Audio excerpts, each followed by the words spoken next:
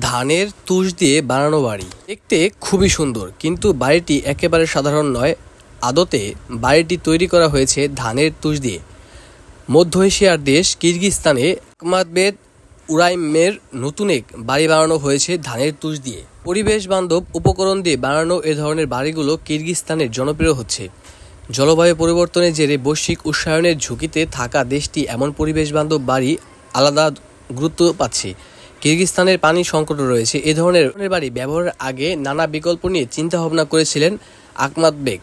শেষ পর্যন্ত ধানের তুষের ব্লক দিয়ে বাড়ি বানানোর সিদ্ধান্ত নেন তিনি। তার মতে এটাই সেরা বিকল্প, তুলনামূলক সস্তাও। স্থানের দক্ষিণাঞ্চলের ইজাল কিয়া গ্রামের আকমাতবেকের বাড়ি। তিনি জানান, নির্মাণ কাজ সুবিধা ও স্বল্প খরচের কারণে নির্মাতাদের কাছে তুষের ব্যবহার দিন দিন সুবিধাজনক ও জনপ্রিয় হয়ে উঠেছে। তবে বাবার সঙ্গে কাঠমিস্ত্রি কাজ করতেন নূর সুলতান। তখনই প্রচলিত কংক্রিটের বদলে বিকল্প কিছু দিয়ে বাড়ি বানানোর ভাবনা তার মাথায় চেপে বসে।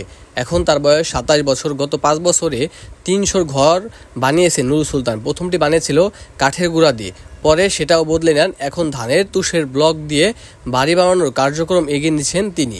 দেশটি পাহাড়ি এলাকায় ধানের তুষের ব্লক দিয়ে বানানো বাড়িতে কেন ইখাভাল বিরিয়েভা নামের একজন। তিনি বলেন, শীতকালে বাসা বেশ উষ্ণ থাকে আর গরমের ঠিক উল্টো, তখন বাড়ি থাকে শীতল। উদ্যোগের ফলে ধান চালের অপচয়ও কমে এসেছে।